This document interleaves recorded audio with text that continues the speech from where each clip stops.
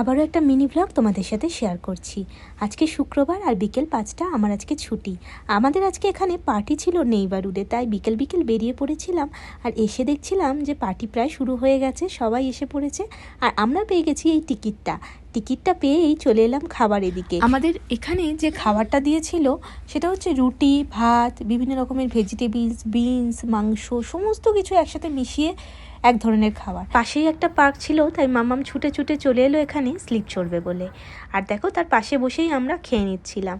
খাবারটা তোমাদেরকে একটু দেখাই, এটা লাস্টে কীরকম দেখতে হয়েছে। সব কিছু মিশিয়ে খিচুড়ি বানিয়ে ফেলেছে। তারপরে দেখো, এই যে এখানে একটা আইসক্রিমও দিয়েছিল আমাদেরকে। হঠাৎ করে চলে এলো বৃষ্টি, আর এই যে তাবু তাবু মতো খাটানো ছিল, সবাই এর মধ্যে এসে প্রায় ঢুকে পড়লো। বৃষ্টি থেকে বাঁচার জন্য আমাদের সবাইকেই একটা করে এরকম রেনকোট দিয়েছিল।